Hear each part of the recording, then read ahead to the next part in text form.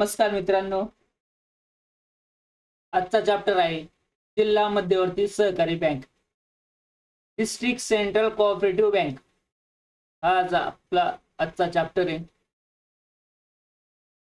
तर मित्रांनो, भारतात सहकारी चळवळीची जी सुरुवात आहे ती 1904 च्या पहिल्या सहकारी कायद्याने झालेली आहे।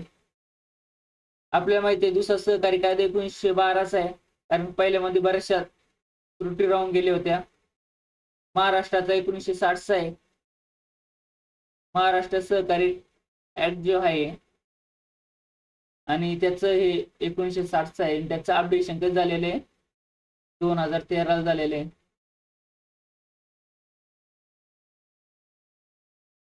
एकोणीसशे 4 ला इंग्रजांनी हा कायदा का पास केला? कारण की तुम्हाला माहिती असेल की दख्खनचा उठाव झाला होता 1875 मध्ये। पुणे आणि अहमदनगर या जिल्ह्यामध्ये जास्त झाला होता, कारण की सावकारांकडून शेतकऱ्यांचं शोषण होत होतं। दुष्काळ, नैसर्गिक आपत्ती, मग यांनी पुढे जाऊन इंग्रजांनी कृषी कर्ज निवारण कायदा म्हणजे डेक्कन ॲग्रिलिस्ट रिलीफ ऍक्ट हा पास केला होता। आणि त्याच्यानंतर हळूहळू कायदे पास करत 1904 चा हा सहकारी कायदा पास झाला। सावकाराच्या पाशातून शेतकऱ्यांची मुक्तता झाली पाहिजे, हा त्यांचा हेतू होता। तुम्हाला माहिती असेल पूर्वी देशातील शेतकरी कर्जबाजारी होता, सावकारांच्या कर्जाच्या ओझ्याखाली दबला गेला होता।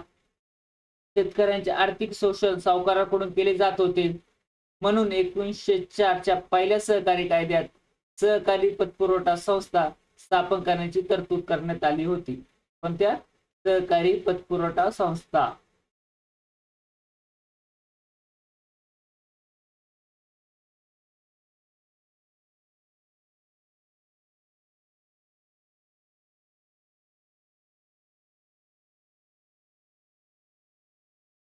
ग्रामीण भागातील सहकारी पतपुरवठा ज्या संस्था होत्या त्या सभासदाकडून तसेच बिगर सभासद व्यक्तीकडून मोठ्या प्रमाणात ठेवी मिळू शकतील अशी अपेक्षा होती, पण प्रत्यक्षात तसे घडले नाही। भांडवल वाढवण्यात आणि शेतकऱ्यांना कर्ज पुरवठा करण्यात प्राथमिक सहकारी संस्था यशस्वी झाल्या नाही, कारण की ग्रामीण भागात जे सभासद होते त्यांच्याकडेही पैसे कमी होते, बिगर सभासद होते त्यांच्याकडेही भांडवल नव्हतं। त्यामुळे सहकारी संस्थांना त्या ज्या पतसंस्था होत्या त्यांच्याकडे भांडवल नव्हतं। त्यामुळे 1904 ची जी कायद्यातल्या त्रुटी होत्या त्या विचारात घेतल्या गेल्या आणि दुसरा सहकारी कायदा तो जास्त व्यापक आहे तो पास करण्यात आला, तो 1912 चा आहे। आणि त्याच्यामध्ये काय आहे, सर्व क्षेत्रात फक्त पतपुरवठा नाही तर कृषी पतपुरवठा संस्था किंवा सेवा पतपुरवठा संस्था किंवा प्रक्रिया सहकारी संस्था अशा सहकारी सगळ्या संस्था आहेत। जे जे सहकारचे प्रकार पडतात त्या सर्व संस्था स्थापन करण्यास परवानगी देण्यात आली। आणि जिल्हा मध्यवर्ती सहकारी बँक ही सन 1912 च्या दुसऱ्या सहकारी कायद्याच्या तरतुदीनुसार अस्तित्वात आली। जिल्हा मध्यवर्ती सहकारी बँक ही कोणत्या कायद्याच्या तरतुदीनुसार आली? तर 1912 च्या दुसऱ्या सहकारी कायद्यानुसार अस्तित्वात आलेली आहे। जर पुढे पाहिलं आपण सहकार चळवळीचा जर आढावा घेतला तर सन 1914 साली सर E.D. मॅकलेंग याच्या अध्यक्षतेखाली एक समिती स्थापन झाली। कधी झाली? 1914। सहकारचा पहिला चॅप्टर यांचं नाव आपण ऐकलेले, तरी आत्ताही हायलाइट करून घ्या।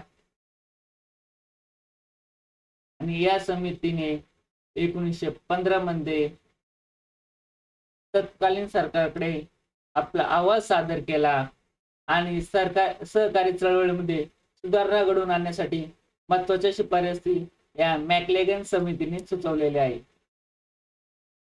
त्यांनी काय सांगितलं? मध्यवर्ती सहकारी बँकेची स्थापना करण्याची त्यांनी शिफारस केली होती। तर मध्यवर्ती सहकारी बँक स्थापन करण्याची शिफारस कुणी केली होती? तर मॅगलेंग समितीने केली होती. हा MCQ असू शकतो. राज्य सहकारी बँक म्हणजे राज्याची सहकारी बँक आणि ग्रामीण पातळीवर प्राथमिक सहकारी पतपुरवठा संस्था यांना जोडणारा दुवा म्हणून जिल्हा मध्यवर्ती सहकारी बँक अस्तित्वात आली. म्हणजे वर राज्य खाली प्राथमिक पतपुरवठा संस्था आहे ज्या गाव पातळीवर असतात आणि यांना जोडण्याचं काम जर कोण करत असेल तर त्याला मध्यवर्ती सहकारी बँक म्हणजे जिल्हा मध्यवर्ती सहकारी बँक आपण म्हणतो. आणि या बँकेचे कार्यक्षेत्र कशापुरते मर्यादित असते? फक्त जिल्ह्यापुरतेच मर्यादित असते. तुम्हाला विचारलं जाऊ शकतं जिल्हा मध्यवर्ती सहकारी बँकेचे कार्यक्षेत्र किती असतं? तर जिल्ह्यापुरतेच असते.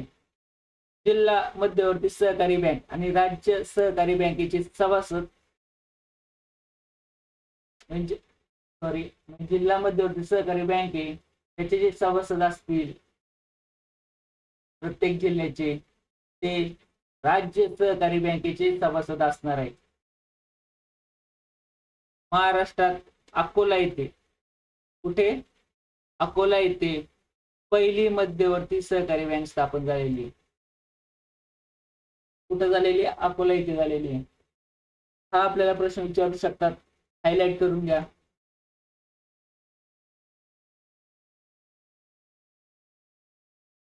अर्थ काय, मिनिंग काय आहे नेमका? काय राज्य सहकारी बँक आणि ग्रामीण पातळीवर प्राथमिक सहकारी पतपुरवठा संस्था यांच्यात मध्यस्थ साधणारी बँक म्हणजे जिल्हा मध्यवर्ती सहकारी बँक होय. जर पुढे पाहिलं जिल्ह्यातील सर्व प्राथमिक पतपुरवठा सहकारी संस्थांनी एकत्र येऊन मध्यवर्ती सहकारी संघ स्थापन केल्यास त्यास मध्यवर्ती सहकारी बँक असे म्हणतात. म्हणजे जिल्ह्यातील सर्व पतपुरवठा संस्था आहे त्या एकत्र येतात. कृषीसाठी असो प्रोसेसिंग साठी जे असो म्हणजे प्रक्रिया सहकारी संस्था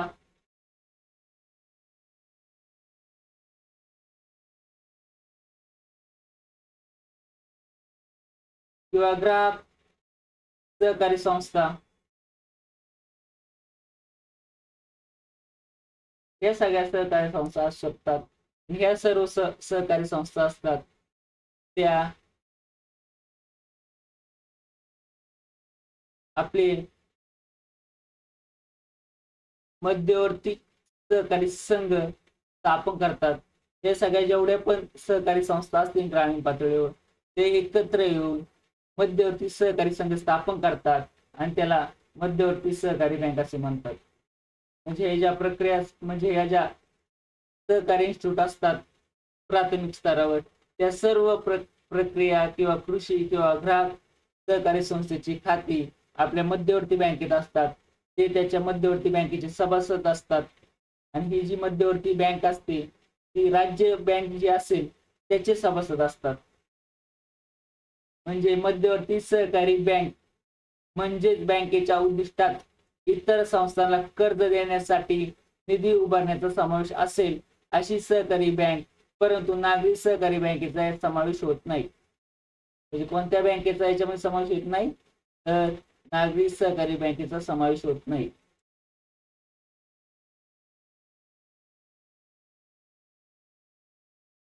नागरी सहकारी बँक होत्या त्यांना सहकारी ऍक्ट लागू झालाय 1966.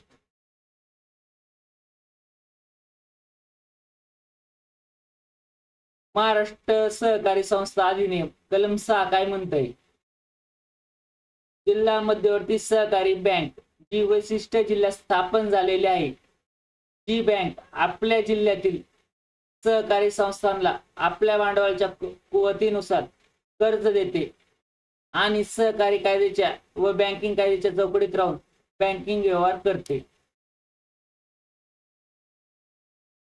म्हणजे जिल्हा मध्यवर्ती सहकारी बँक जी विशिष्ट जिल्ह्यात स्थापन झालेली असते, जी बँक आपल्या जिल्ह्यातील सहकारी संस्थांना आपल्या भांडवलच्या पूर्तीनुसार कर्ज देते आणि सहकारी कायद्याच्या व बँकिंग कायद्याच्या चौकटीत राहून इतर बँकिंग व्यवहार करते. असं कोण म्हटलंय? महाराष्ट्र सहकारी संस्था अधिनियम 1960 मध्ये म्हटलेले. जास्त लक्षात ठेवायची गरज नाही.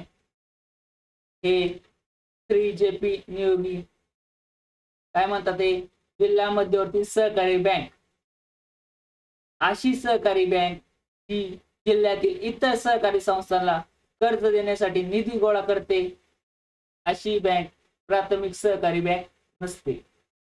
जी प्राथमिक सहकारी बँक नसेल, जी जिल्ह्यावरती असेल आणि इतर सहकारी संस्थांना जे असतात त्यांना कर्ज पुरवठा करणार, त्यांना निधी गोळा करणार, या सर्व गोष्टींना जिल्हा मध्यवर्ती सहकारी बँक असे म्हणतात. असं कोणी म्हटलंय? JP नियोगी. तर कार्य काय? ठेवी स्वीकारणार, कर्ज पुरवठा करणार, ही बँकेची कार्य असतात. जिल्ह्यातील सहकारी संस्थांची बँक असते. जिल्ह्यात ज्या प्राथमिक सहकारी संस्था असतील त्या संस्थांची बँक असते. जिल्हा पातळीवर राज्य सरकारची बँक असते. शाखेचा विस्तार करणे, जिल्हा सहकारी चळवळीचे नेतृत्व करणे, जिल्ह्यामध्ये जे जिल्हा सहकारी चळवळ उभी राहिलेली त्यांना प्रोत्साहन देण्यासाठी ही जिल्हा मध्यवर्ती सहकारी बँक कार्य करत असते. जे तारण ठेवले जातं आपल्या जमिनी त्याच्यावर कर्ज देणे, नियंत्रण, देखरेख, मार्गदर्शन करणे, जिल्ह्यातील पतपुरवठ्यामध्ये समतोल साधणे आणि ग्राहक सेवा देणे इत्यादी कार्य जिल्हा मध्यवर्ती सहकारी बँक करत असते.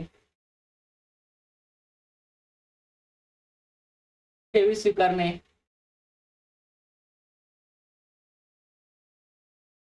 जिल्हा मध्यवर्ती सहकारी बँकेच्या शाखा गाव पातळीपर्यंत कार्य करीत असल्याने तेथील सहकारी संस्था व व्यक्ती यांच्याकडून विविध प्रकारच्या ठेवी जमा करून जनतेच्या बचतीला सवय लावण्याची कार्य या बँका करत असतात.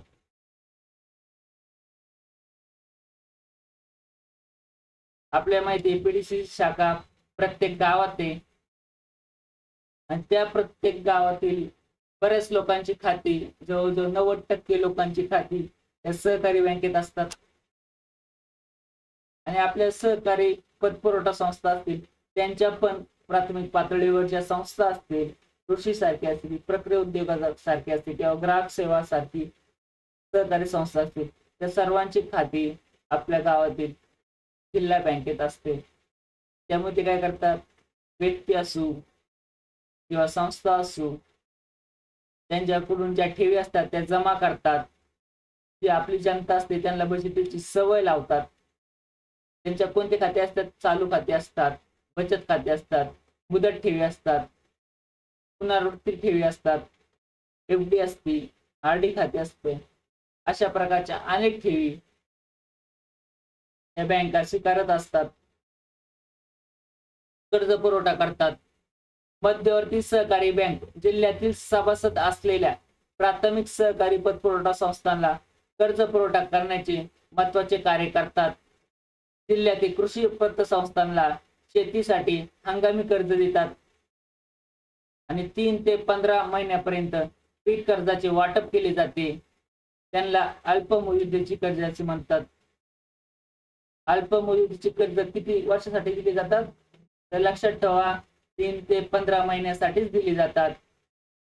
त्यानंतर मध्यम मुदतीचे किती वर्षासाठी दिले जातात आणि दीर्घ मुदतीसाठी किती वर्षासाठी दिले जातात ही कर्ज ते लक्षात ठेवा. शेतकऱ्यांना विहीर खोदणे, शेती मालाची देखभाल, शेती अवजारे खरेदी करणे, शेततळी इत्यादीसाठी 1 ते 5 वर्षासाठी मध्यम मुदतीची कर्ज दिली जातात. किती? 1 ते 5 वर्षासाठी,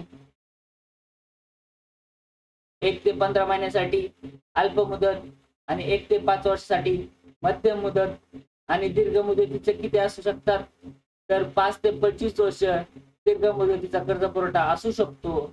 आणि या बँका दीर्घ मुदतीचा कर्ज पुरवठा करू शकत नाही, कारण की त्यांच्याकडे भांडवल कमी असतं. त्यामुळे ते अल्प आणि मध्यम मुदतीचे कर्ज असतात ते त्यांच्याकडून कर्ज पुरवठा देण्यात उपयोगी ठरतात. याचं जे कारण आहे ते पुढे दिलेले आहे. कारण जास्त दीर्घ मुदतीचा कर्ज पुरवठा ते का करू शकत नाही, तर कर्ज पुरवठा करण्यासाठी ग्रामीण व राष्ट्रीय कृषी विकास बँक नाबार्ड हे कार्य करते. म्हणजे दीर्घ मुदतीचा जर कर्ज पुरवठा जर करायचा असेल तर ते कोण करत असतं, तर नाबार्ड करत असतं. त्याची मुदत 5 ते 25 वर्ष असतं.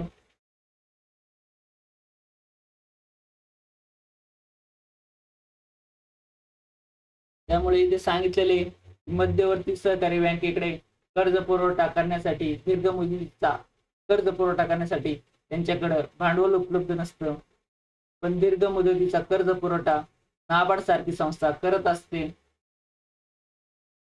जिल्ह्यापुरते मर्यादित कार्यक्षेत्र असल्याने ठेवी व भांडवल कमी पडते. तारण मालमत्तेचे योग्य मूल्यमापन व कर्ज वसुलीसाठी आवश्यक असणारी यंत्रणा जसे आपण नागरी सहकारी बँकेत पाहिलं होतं तसंच मुद्दे त्या बँकेमध्ये पण आहे. पुढे सांगितले अल्प आणि मध्यम मुदतीचा कर्ज पुरवठा जिल्हा मध्यवर्ती सहकारी बँक करते. कोणता करते? अल्प आणि मध्यम.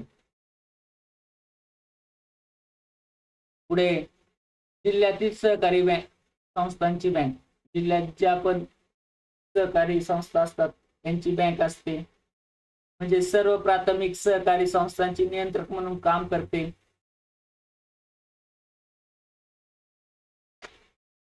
त्या सहकारी संस्थांची बँकर म्हणून त्यांचा पैसा सुरक्षित सांभाळणे, धनादेश म्हणजे चेक असतो तो स्वीकारणे, चेक धनादेश वटवणे, पैसे एका ठिकाणाहून दुसरीकडे पाठवणे, ओव्हरड्राफ्ट सवलत देणे, म्हणजे सभासद संस्थांचे राखीव निधी सुरक्षित ठेवणे इत्यादी कार्य मध्यवर्ती सहकारी बँक करत असते.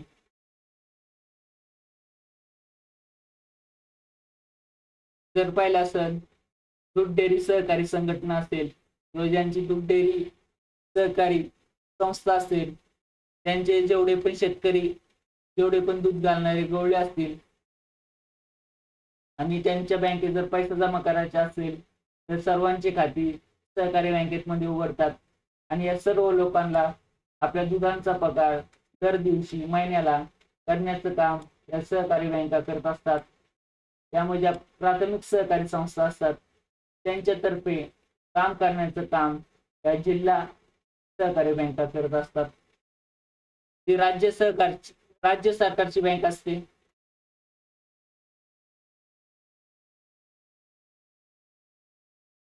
म्हणजे जिल्हा मध्यवर्ती सहकारी बँक ही जिल्हा पातळीवर राज्य सरकारची बँक असते. कोणत्या पातळीवर असते? जिल्हा पातळीवर असते. कुणाची बँक असते? तर राज्य सरकारची बँक असते. ज्या शैक्षणिक संस्था असतात, जिल्हा परिषदा, पंचायत समिती, ग्रामपंचायत, सहकार खाते यांची खाती या बँकेत असतात. जिल्ह्यातील सहकार खात्याचे सर्व आर्थिक व्यवहार या बँकेमार्फत होतात आणि ग्रामीण विकासाच्या सरकारच्या अनेक योजना जिल्हा परिषदेमार्फत कार्यान्वित होतात. त्यामुळे जिल्हा पातळीवर ही बँक राज्य सरकारची बँक म्हणून कार्य करत असते. तरी राज्य सरकारची बँक असते पण कशी असते? जिल्हा पातळीवर असते. तुम्हाला माहिती आहे ग्रामीण विकासाचे बरेचसे पॉइंट आहेत ते आपण आत्ताच कव्हर करून घेतलेले आहे. कारण की ग्रामीण विकास आणि सहकार यांच्याचा जवळचा संबंध आहे. त्याच्यातले बरेचसे क्वेश्चन ग्रामीण विकासासाठी पण असणार आहे.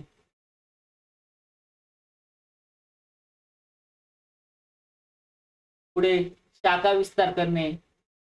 जिल्ह्याच्या ठिकाणी जिल्हा मध्यवर्ती सहकारी बँकेचे मुख्य कार्यालय असते. तर पुणे जिल्हा मध्यवर्ती सहकारी बँकेचे मुख्य कार्यालय कुठे आहे ते तुम्ही शोधून काढायचे. असा प्रश्न विचारला जाऊ शकतो. जिल्ह्यातील सर्व सहकारी संस्थांमध्ये संपर्क साधण्यासाठी जिल्हा मध्यवर्ती जी बँक असते महत्वाच्या ठिकाणी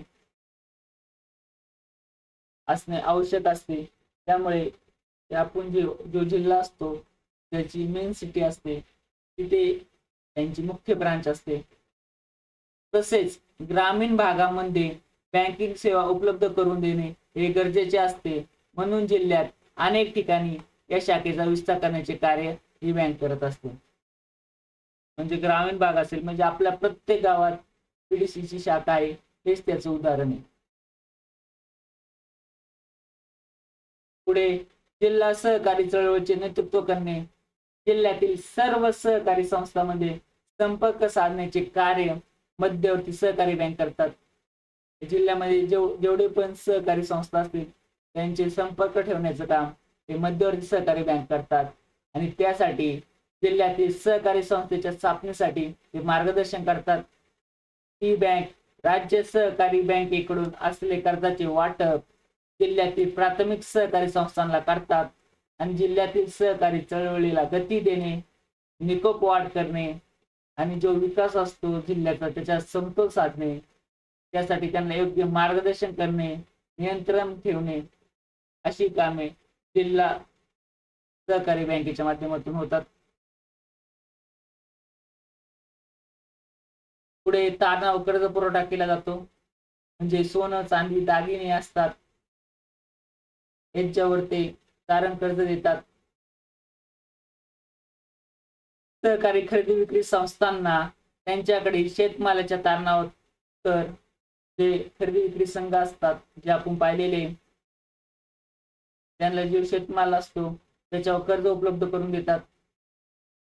सूतगिरण्या असतील, साखर कारखाने असतील, या औद्योगिक सहकारी संस्थांना त्यांच्याकडील मालमत्तेच्या तारणावरही कर्ज पुरवठा केला जातो।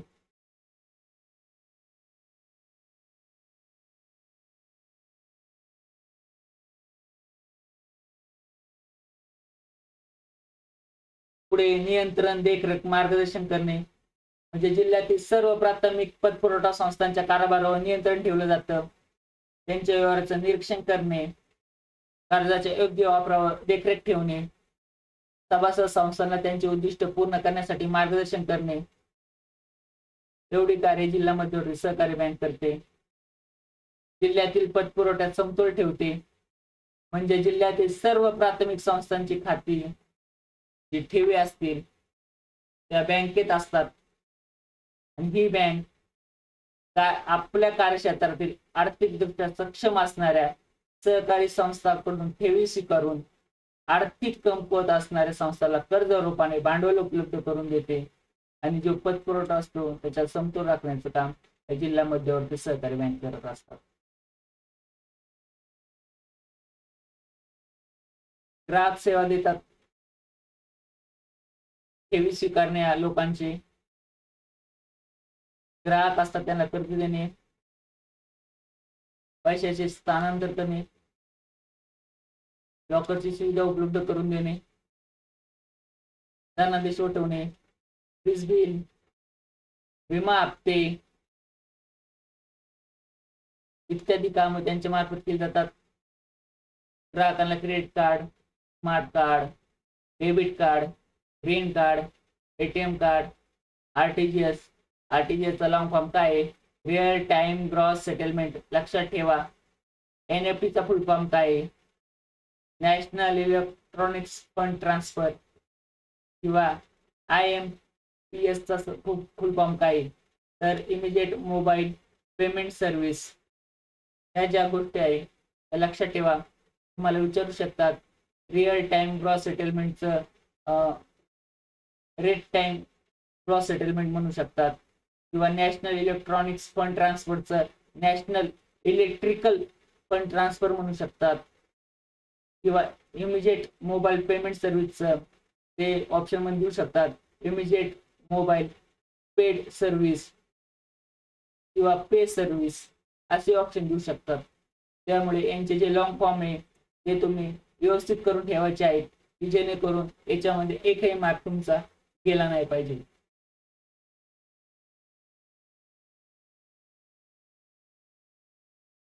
पुढे काय जिल्हा मध्यवर्ती सहकारी बँक जिल्ह्यातील आर्थिक परिस्थितीचा अभ्यास करून त्याचा अहवाल राज्य सरकारला सादर करते. त्यामुळे राज्य सरकारला सहकारी धोरणाची आखणी करता येते आणि राज्य सरकार आर्थिकदृष्ट्या दुर्बल घटक व शेतकऱ्यांकरता अनेक योजना जाहीर करते. या योजनेची कार्यवाही ही बँक करते आणि जिल्हा मध्यवर्ती सहकारी बँकेच्या कार्यक्षेत्रावर जिल्हा सहकारीचा विकास अवलंबून असतो. आपण आता जिल्हा मध्यवर्ती सहकारी बँकेच्या समस्या पाहणार आहोत. जे आपण नागरी सहकारी बँकेचे पाहिले होते समस्या, त्याच जिल्हा मध्यवर्ती सहकारी बँकेच्या पण समस्या आहेत. काय असू शकतात? अपुरे भांडवल, सदोष कर्ज मंजुरी प्रक्रिया, कर्ज मंजुरीस विलंब, वाढती थकबाकी, अकार्यक्षम व्यवस्थापन, अपुऱ्या ठेवी, कर्जावर जादा व्याज, राजकीय हस्तक्षेप, अपुरे देखरेख व नियंत्रण आणि असमतोल विकास. हे 10 मुद्दे आहे जिल्हा मध्यवर्ती सहकारी बँकेच्या समस्या आहेत.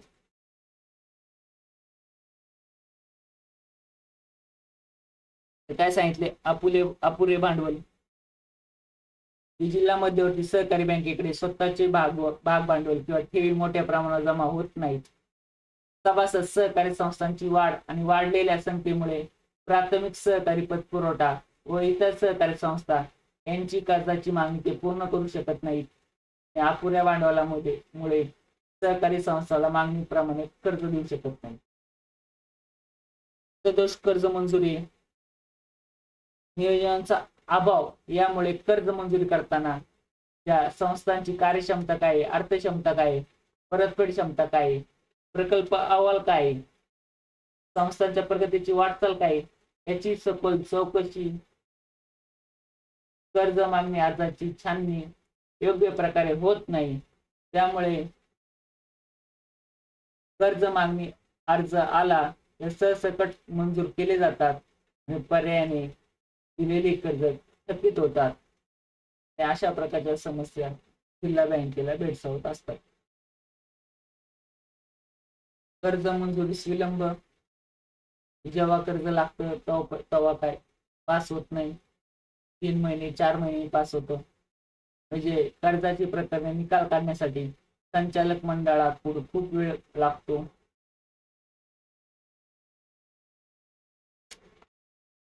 कर्ज मंजुरीची प्रक्रिया गुंतागुंतीची आहे. कर्ज मंजुरीस विलंब लागल्यामुळे जेव्हा कर्जाची गरज असते तेव्हा कर्ज मिळत नाही. पर्यायाने शेतकरी सावकाराकडून त्वरित कर्ज मिळवतात आणि सभासदांची कर्ज मागणी जिल्हा मध्यवर्ती सहकारी बँकेकडे आल्यानंतर अर्जाची छाननी, संचालक मंडळाच्या कर्जास मंजुरी यावर पूर्तता करण्यास खूप जास्त कालावधी लागतो. वाढती थकबाकी, नियोजनाचा अभाव म्हणा, सदोष कर्ज वाटप पद्धत म्हणावा, व्यक्तिगत कर्ज वाटप, ह्या ज्या गोष्टी आहे त्या कर्ज वसुलीसाठी अडचणी निर्माण करतात आणि त्याच्यामध्ये वसुलीबाबत तुम्हाला माहिती आहे राजकीय हस्तक्षेप मोठ्या प्रमाणावर असतो. परिणामी कर्जाचे प्रमाण वाढते आणि कर्ज घेणाऱ्या सभासद संस्था कर्जाचे हप्ते नियमित भरत नाही. पर्यायाने थकबाकी ही गंभीर समस्या निर्माण झालेली आहे. पुढे काय?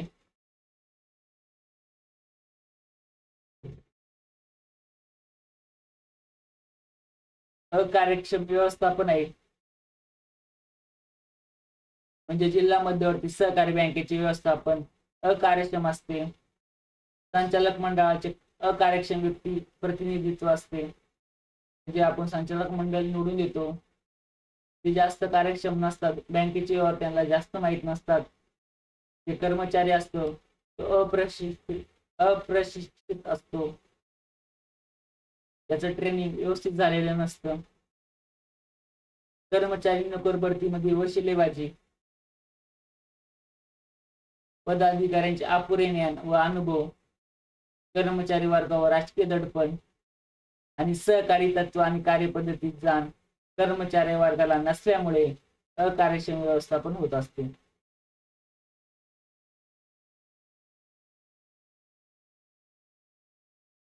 अपुऱ्या ठेवी म्हणजे जिल्हा मध्यवर्ती सहकारी बँक आकर्षक व कल्पक ठेव योजना तयार करत नाही. म्हणजे आकर्षक व्याजदर म्हणावा तो दिला जात नाही. जास्तीत जास्त वैयक्तिक ठेवी मिळवण्यासाठी त्यांचा फारसा प्रयत्न दिसून येत नाही. यामुळे भांडवल निधीत वाढ होत नाही.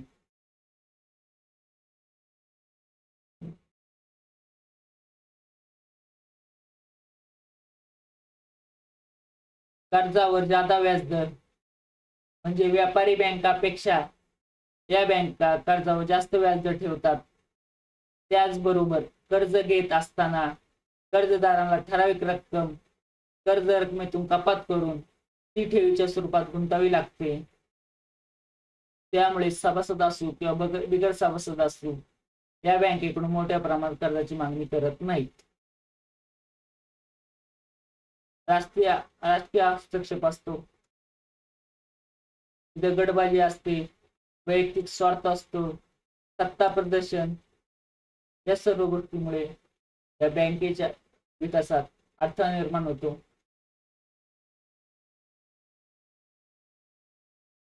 अपुरी देखरेख म्हणावा, नियंत्रण म्हणावा. मध्यवर्ती सहकारी बँकेकडे प्राथमिक सहकारी पतपुरवठा संस्थांवर त्यांच्या कार्यपद्धतीवर कर्जाच्या वापरावर देखरेख व नियंत्रण ठेवण्यासाठी पुरेसा कर्मचारी वर्ग नसतो. तपासणी वर्ग अधिकारी नसतो. यामुळे त्यांचे देखरेख आणि नियंत्रण होत नाही. पुढे असमतोल विकास आहे.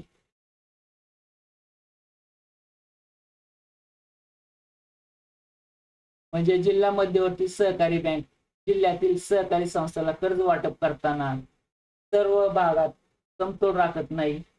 राजकीय हस्तक्षेपामुळे जिल्ह्यातील काही संस्थांना अधिक कर्ज पुरवठा होतो, काही संस्थांना अपुरा कर्ज पुरवठा होतो. त्यामुळे जिल्ह्यांचा विकास, जिल्ह्यातील सहकार्याचा विकास, असमतोल विकास होत नाही. पुढे मुद्दा कोणता आहे? जिल्हा मध्यवर्ती सहकारी बँकेकडे जे प्रकल्प असतात ते तपासण्यासाठी, तांत्रिक बाजू तपासण्यासाठी तज्ञ अधिकारी नाही. ते अप्रशिक्षित कर्मचारी वर्ग असल्यामुळे आधुनिक संगणक प्रणाली तंत्र त्यांना अवगत झालेले नाहीये. त्यामुळे बँकेचा जो दैनंदिन कारभार असतो तो अकार्यक्षम बनलेला आहे. हे सर्व पॉईंट तुम्हाला लक्षात ठेवायचे आहे. पुढे काय सांगितले? जिल्हा मध्यवर्ती सहकारी बँकेची जी समस्या आहे त्याच्यावर उपाय काय आहे? तर जिल्हा मध्यवर्ती सहकारी बँक ही जिल्ह्यातील कृषी व ग्रामीण उद्योगाची प्रमुख अर्थवाहिनी म्हणून कार्य करते. तसेच प्राथमिक सहकारी पतपुरवठा संस्था व इतर सहकारी संस्था यांना कर्ज पुरवठा करून त्यांच्या कामकाजावर देखरेख नियंत्रण ठेवते. ही कार्य करताना येणाऱ्या समस्या पुढील प्रमाणे आहेत. काय? भांडवलात वाढ. या समस्येवर उपाय काय आहेत? भांडवलात वाढ करणे, कर्ज मंजुरी सुलभता असावी, विनाविलंब कर्ज मंजुरी, थकबाकीची योग्य वसुली, कार्यक्षम व्यवस्थापन पाहिजे त्यांच्याकडे, ठेवी वाढवता आले पाहिजे, जे कर्ज देतं त्याच्यावर कमी व्याजदर आकारलं पाहिजे, राजकीय दाबापासून ते दूर राहिले पाहिजे, परिणामकारक देखरेख नियंत्रण असलं पाहिजे आणि समतोल विकास साध्य केला पाहिजे. अशा प्रकारचे मुद्दे आपण पाहणार आहोत. भांडवलात वाढ. मध्यवर्ती सहकारी बँकेने स्वतःचे भांडवल वाढवण्यासाठी प्रयत्न केले पाहिजे. भाग किंवा कर्ज रोखे असतील त्यांची विक्री वाढवली पाहिजे आणि भाग भांडवल वाढवण्यासाठी सभासद नोंदणी मोहीम त्यांनी हाती घेतली पाहिजे. नवीन ग्राहक जोडले पाहिजे.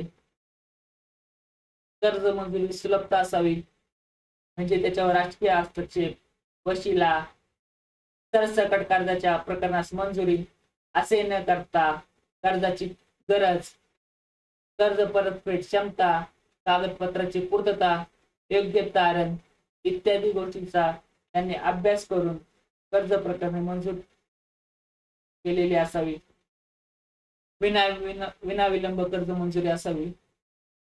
ही जी प्रकरणे आहे कर्जाची ती लवकरच निकालात काढावी आणि कर्ज प्रकरणे मुदतीसाठी प्रकरणे मंजुरीसाठी जी मुदत असते निश्चित त्यांनी दिवस ठरवले असतात त्या निश्चित वेळेतच पूर्ण करावी.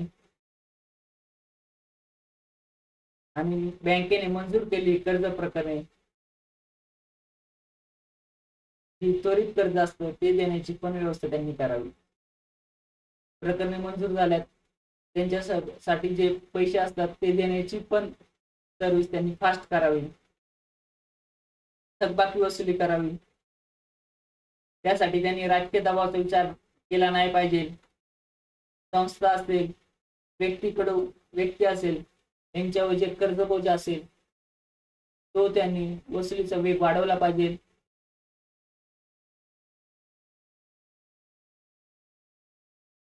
कार्यक्षम व्यवस्थापन पाहिजे त्यांच्यात.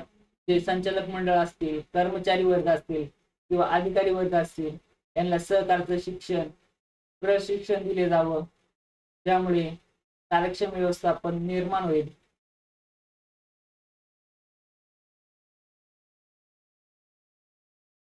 ठेवी वाढवणे, जे उत्पादक असतात, व्यापारी असतात, सामाजिक व शैक्षणिक संस्था असतात यांच्याकडून जास्तीत जास्त ठेवी गोळा कराव्यात. जे ठेवीदार असतात त्यांना आकर्षक ठेवी सुरू करावेत.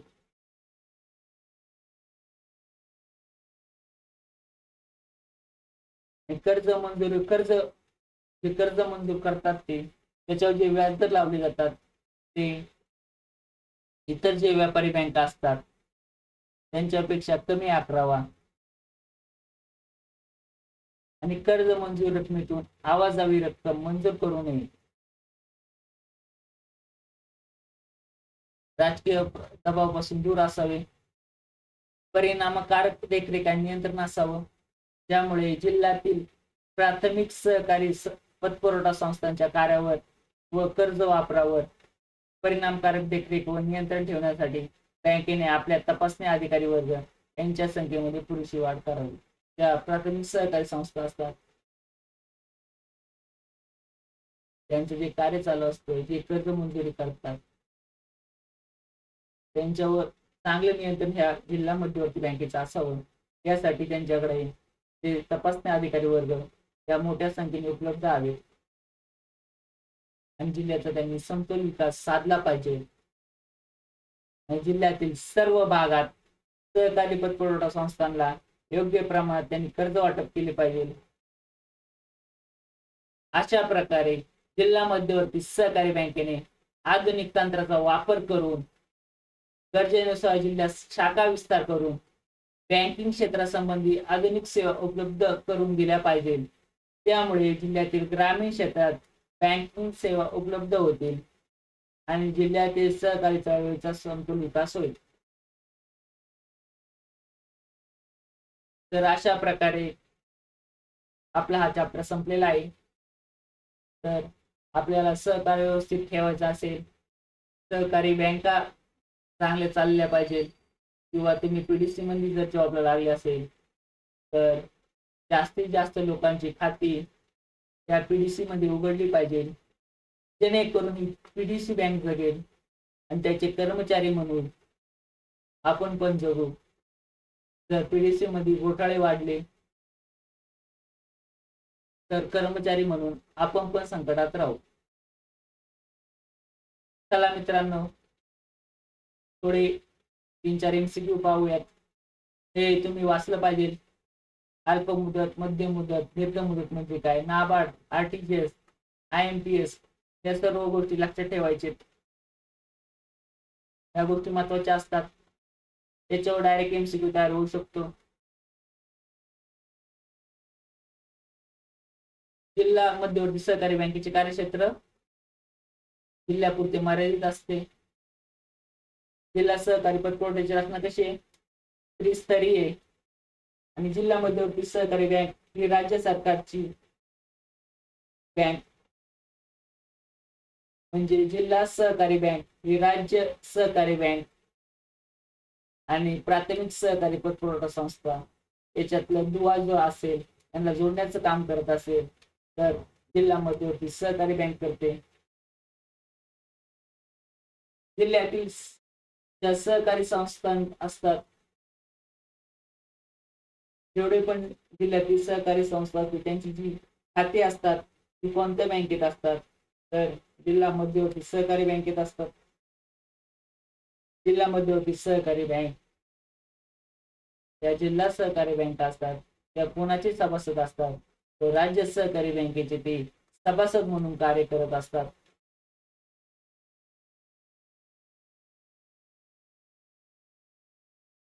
अशा प्रकारे मित्रांनो हा चॅप्टर संपलेला आहे.